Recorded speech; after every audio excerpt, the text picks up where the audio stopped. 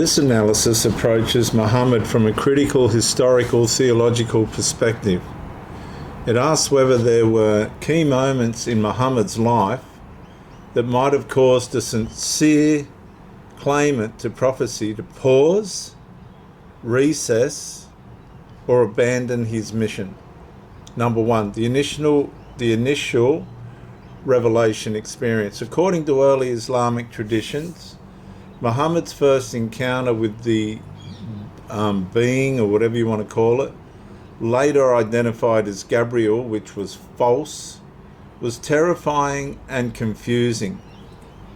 Some reports describe fear, uncertainty, and concern about the nature of the experience. A critic may argue that a genuine prophet should have thoroughly tested the experience before building a religious movement upon it. From what I see of the test of it, it just didn't prove to be angelic at all, more demonic. Number two, dependence upon validation from the people of the book. Muhammad repeatedly appealed to Jewish and Christian scripture as confirmation of his message.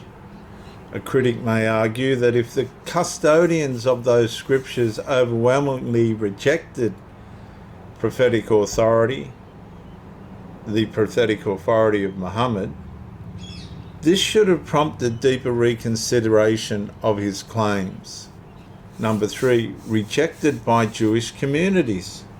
Several Jewish groups in Arabia rejected Muhammad's prophetic status, despite their familiarity with biblical traditions, and critics argue that those familiar with the prophetic framework he appealed to did not recognize him as a prophet. They couldn't, because it just didn't line up with those necessities. Number four, theological conflict concerning Jesus. Muhammad honored Jesus, but rejected central Christian doctrines concerning Christ's identity, crucifixion, and divine sonship. Critics contend that this placed Muhammad in direct conflict with the communities he expected to validate him. Number five, the poisoning incident. Islamic sources record that Muhammad was poisoned after the conflict at Khaybar, and later connected his suffering to that event. There's a lot going on here, because in the scriptures, in the Islamic writings, Allah said that if Muhammad is a liar, I'll cut his aorta. When Muhammad was dying, he said, I feel like my aorta has been cut. In other words, it was his conscience had finally caught up with him. Muhammad didn't know what he was doing.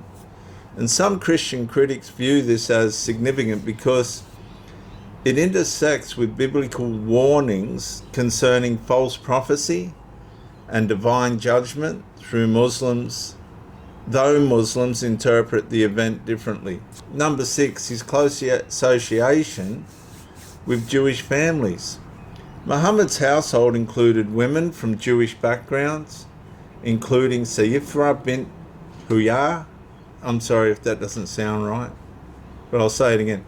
Sifiyah bint Huyah. Critics argue that these close connections provide further opportunity to examine the scriptural and theological objections raised against him. Number seven, his final illness and death, which appeared to be the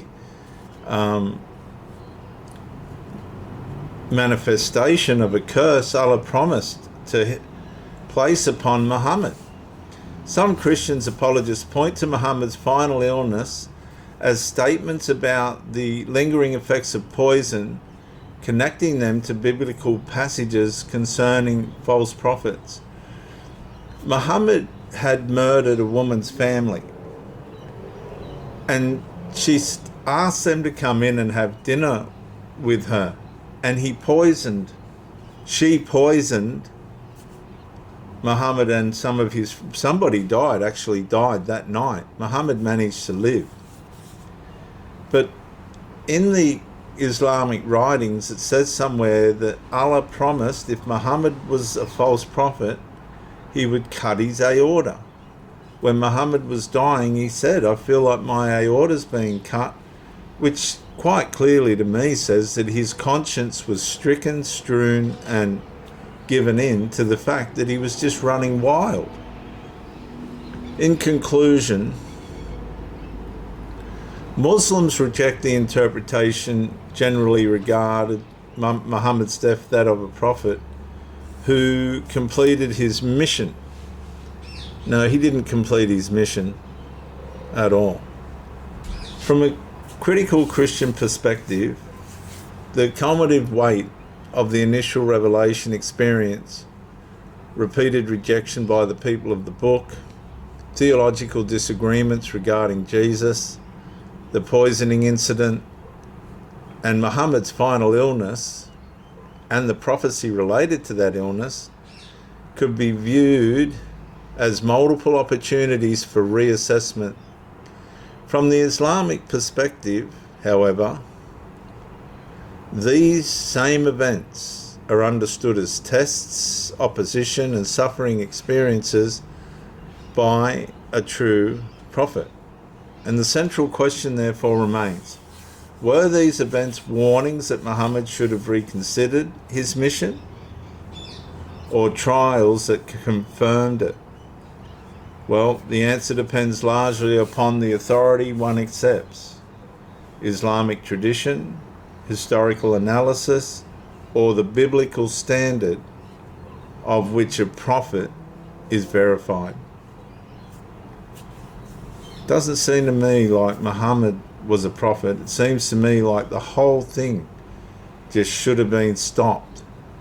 But again, I want to sort of similarize this with any other cult. Once a cult gets off the ground, people gain positions of authority. And to keep those positions, whether it be right or wrong, they have to push on.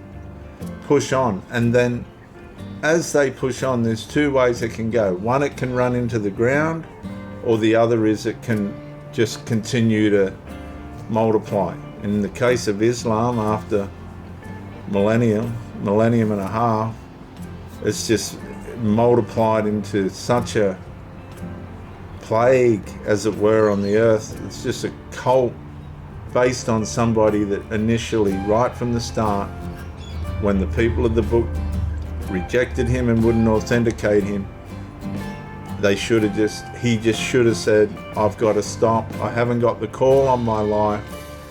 That's it. But he didn't, and this is the fruit of it.